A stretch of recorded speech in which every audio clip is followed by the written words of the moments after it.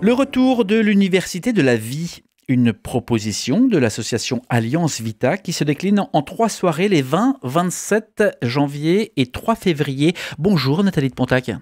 Bonjour Michel. Merci d'être dans ce studio. Vous êtes déléguée Alliance Vita pour le département du Nord. D'abord, d'une manière simple, qu'est-ce qu'Alliance Vita ? Alliance Vita, c'est une association qui existe depuis 1993, depuis les premières lois de bioéthique. Et notre mission s'articule autour de 3 axes. Il y a d'abord l'écoute, très importante, la formation et puis tout simplement l'action, l'implication autour de ces grands sujets bioéthiques liés à la vie, au début de la vie, à la fin de la vie. Vous proposez donc une formation de bioéthique, c'est ça, en 3 soirées ouvertes à tous. Avant de revenir sur la thématique, en quoi consistent les soirées ? Alors, c'est très simple. C'est vrai que quand on entend formation bioéthique, on peut se dire « Ouh là là, c'est pas pour moi ». C'est un cycle de 3 soirées de 2 heures qui sont vraiment accessibles à tous. J'insiste, c'est ouvert vraiment à tous à partir de 16 ans. Donc, le format est étudié vraiment pour que chacun puisse y trouver son compte. Ce qui est important de comprendre, c'est que ces 3 séances forment un cycle. Il y a une originalité, c'est que toutes les séances ont lieu en simultané en France et à l'étranger, sauf décalage horaire. Et puis, nous nous attachons à faire intervenir en fin de soirée des témoins locaux pour avoir vraiment un côté expert de proximité et que ce soit vraiment incarné. Ça veut dire que concrètement, c'est du présentiel, c'est de la visio ? Alors, c'est un mixte. En fait, les modules des soirées sont enregistrés en studio par le National, que nous recevons, que nous regardons finalement en direct, que nous diffusons en direct dans une salle. Et puis, nous faisons intervenir nos intervenants locaux en chair et en os. Donc, le 27 janvier, ce sera une psychothérapeute formée à l'école de Montbourquette et le 3 février, une médecin coordinatrice en EHPAD. Alors, l'an dernier, 8000 personnes ont suivi ce cycle de formation. On a oublié de préciser concrètement où se passent ces soirées. Alors, dans le Nord, elles se passent à Marc-en-Barœul, à la salle Saint-Jean-au-Quenne, 29 rue Hélène Boucher, et à Lille, à la maison Saint-François, 2 rue Berthollet. Il y en a dans toute la région ? Alors, il y en a aussi il y en a ailleurs dans les Hauts-de-France, tout à fait. Et puis, comme je le disais, il y en a en simultané dans la plupart des villes françaises. On parle de près de 200 villes en France et à l'étranger. Une progression des villes. Il y a de plus en plus d'UDV. Alors, les thématiques, la première soirée, c'est le 20 janvier. Être en lien. Alors, de quoi est-ce qu'il s'agit en fait ? Parce que, vous l'avez dit tout à l'heure, cycle de formation bioéthique, ça peut paraître assez assommant, ça peut paraître impressionnant. De quoi s'agit-il la première soirée, par exemple ? Alors, la première soirée, être en lien, effectivement, ça va s'articuler autour de l'intelligence humaine, déclinée de plusieurs façons. En fait, le but de cette soirée, ça va être de poser un regard d'émerveillement sur l'être humain, de réfléchir à ce qu'il faut que nous préservions pour rester humains demain. Alors, vous parlez du côté peut-être assommant. En fait, non, ça ne l'est pas du tout. C'est prévu pour être très interactif parce que sinon, effectivement, même 2 heures, ça peut paraître long. Il y a des interviews, il y a des interventions d'invités spéciaux. Chaque soirée, il y a un intervenant qui est vraiment particulièrement mis en valeur, qui va partager son parcours, son expertise ou son histoire. Donc non, c'est pas assommant du tout. C'est très vivant. Ça, c'est pour le 20 janvier. Le 27 janvier, c'est sur la vulnérabilité. Oui, alors ça va être une soirée très très belle. Le 27 janvier, nous allons être invités à accueillir notre humanité, c'est-à-dire accueillir en fait notre vulnérabilité et inversement. En fait, il faut comprendre que l'homme actuellement règne dans un bouillon de culture où il règne une illusion de toute puissance et la croyance que seule l'autonomie absolue finalement serait en mesure de créer des conditions de vie dignes. Et cette deuxième séance va nous inviter à poser un regard à la fois lucide mais positif sur la vulnérabilité. Vraiment, on se situe dans l'espérance avec ce cycle. Et cette vulnérabilité, en fait, c'est pas du tout une erreur de la nature, hein. C'est en fait plus un caractère essentiel de notre condition humaine et même une condition de vie. On est humain, voilà, c'est ce qui nous différencie des robots, des machines. Après le lien, la vulnérabilité, rester solidaire, ça sera le thème du 3 février. Oui, tout à fait. Et c'est là où ce sera intéressant d'entendre une médecin coordinatrice en EHPAD. Rester humain passe aussi par le fait de rester solidaire, hein, c'est vraiment important. C'est ce qui fait de nous finalement des êtres humains. Et ce qui nous amène à faire preuve d'humanité, même à nous dépasser, hein. C'est là où on voit vraiment notre caractère humain. Nier notre vulnérabilité, notre humanité, ça pourrait nous conduire à l'écueil de la toute-puissance. C'est ce qui se passe avec le transhumanisme. Et pour rester solidaire, il faut aussi reconnaître notre appel à la grandeur. C'est important. Et puis... nous sommes appelés à progresser humainement, à devenir meilleurs, en ne laissant personne au bord du chemin.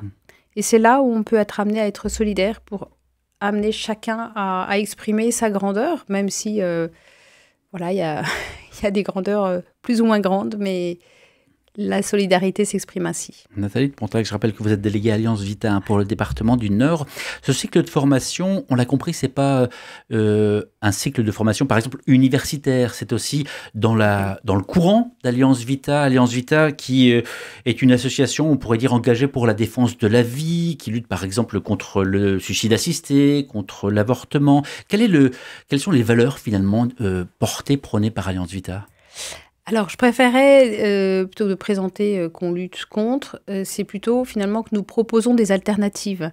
C'est vrai qu'il y a beaucoup de mesures qui permettent à des femmes qui sont en difficulté de leur grossesse de garder, si elles le souhaitent, leur bébé. De même, en fin de vie, il y a l'alternative que l'on pousse vraiment en avant, des soins palliatifs. Voilà, en fait, on essaye de mettre en avant des mesures positives qui vont permettre à chaque personne de vivre son humanité au mieux, puisqu'on sait que ce n'est pas forcément facile. Et ça s'articule surtout, toutes nos actions et aussi nos actions de sensibilisation auprès des élus. Hein. Nous organisons régulièrement des rencontres auprès des députés, des sénateurs, quand ça s'impose. Tout ça s'articule en fait sur les témoignages que nous recevons par nos services d'écoute. Parce que Alliance Vita, c'est en premier des services d'écoute. SOS bébé et SOS fin de vie. Des permanences téléphoniques ? Vous me prenez au dépourvu, je suis désolée. Non, je pense que... je crois que ça passe surtout par des sites et des chats. Avec possibilité d'échanger avec des personnes. Et puis, il y a aussi Tadeo, qui est un service d'écoute pour les soignants, qui sont, comme on le sait, très malmenés. Je ne vais pas ouvrir la polémique de l'hôpital et de tous ces soignants qui sont quand même pour beaucoup en souffrance, qui se posent des questions. Donc voilà, il y a un service d'écoute qui leur est dédié. RCF Hauts-de-France, l'invité, vous l'avez compris, Nathalie de Pontac, déléguée Alliance Vita pour le département du Nord. Et on parle du cycle de formation de l'Université de la Vie qui aura lieu en 3 soirées, les 20 et 27 janvier, ainsi que le 3 février. Interview à retrouver en intégralité sur la page YouTube d'RCF Hauts-de-France. Concrètement, comment est-ce qu'on s'inscrit, par exemple ? Est-ce qu'il faut s'inscrire ? Alors, c'est quand même préférable. Les salles ont une capacité limitée. Pour l'UDV de Lille, il faut s'inscrire sur udv.59.62@gmail.com. UDV pour une Université de la Vie, tout à fait. Et pour celle de Marc, udv.marc59@gmail.com. Enfin, ce sont les numéros de contact. Et tout simplement, vous pouvez taper sur Internet Université de la Vie, Alliance Vita, et vous avez toutes les villes qui s'affichent. Et donc, vous cliquez sur celle qui vous intéresse. Alors, vous avez parlé des intervenants locaux. Il y a également des intervenants, des grands témoins, des experts, des intervenants plus nationaux, puisque je vois également que dans la liste, je vois Marie-Ange Montesquieu, qui est journaliste sur RCF et Radio Notre-Dame également. Comment est finalement mis en place ce cadre ? Comment est proposée, réfléchie cette formation ? Alors, c'est organisé principalement par Blanche Streb, qui est notre directrice de la formation. Comme je vous le disais, voilà, l'idée, c'est vraiment de donner, alors à la fois de donner des clés de réflexion. Il n'y a pas de, comment dire, de pensée imposée, mais ce sont plutôt des outils qui sont mis à la disposition des participants. Et puis l'idée, c'est de trouver des ressources positives. Parce qu'en fait, on se rend compte que bon, l'homme peut se plaindre facilement, mais finalement, il y a plein de ressources autour de soi qui peuvent nous permettre de rebondir, d'être en lien, justement, de s'accueillir avec nos vulnérabilités. On n'a pas parlé de religion ou d'aspect religieux. On pourrait se dire que ce que vous défendez depuis tout à l'heure, ce sont aussi des valeurs défendues par l'Église catholique. Mais est-ce que Alliance Vita est un mouvement religieux? Pas du tout. Alliance Vita, d'ailleurs, c'est pour les personnes qui suivent Alliance Vita, hein, on se rend compte que en fait, on utilise des arguments de loi naturelle parce que notre idée, c'est vraiment que cette défense de la vie soit finalement accessible à tous.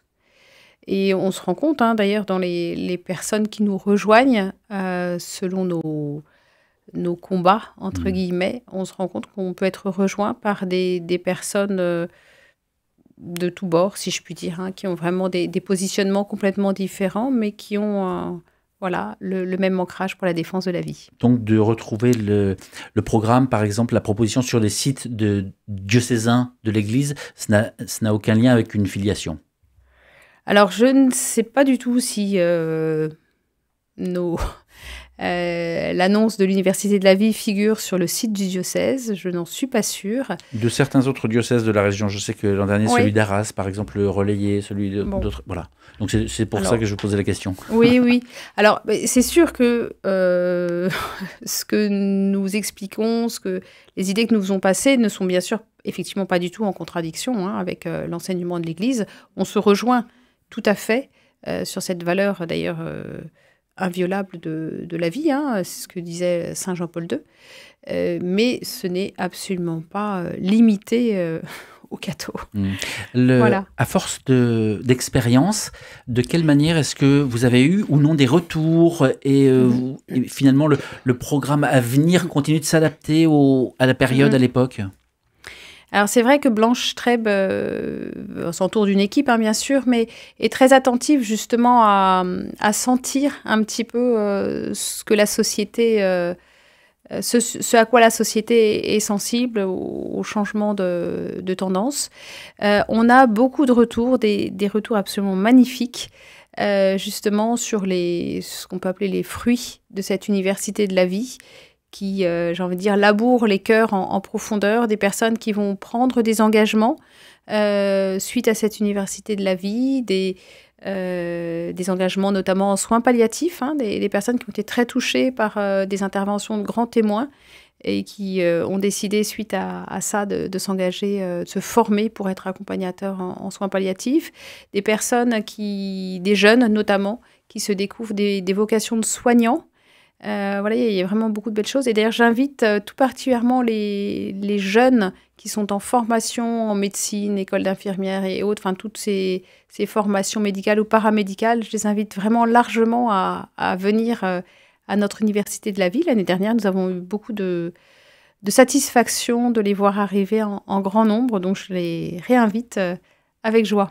C'est donc une proposition d'Alliance Vita qui, vous l'avez dit tout à l'heure, fait également un travail de lobbying, de rencontrer finalement des élus, des décideurs. Et alors, je ne sais pas si vous y étiez, mais on a vu des membres d'Alliance Vita un peu partout en France tracter, notamment à l'occasion de l'examen de la loi sur la fin de vie. Est-ce que si le texte revient, le mouvement va se poursuivre ?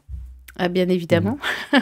Notre détermination demeure intacte. La vie reste toujours à défendre. Et quand les transgressions vont trop loin, on ne peut que se mobiliser contre, en sachant que voilà, il y a énormément de soignants qui se mobilisent à nos côtés. En fait, on vient aussi apporter notre pierre à leur mobilisation à eux.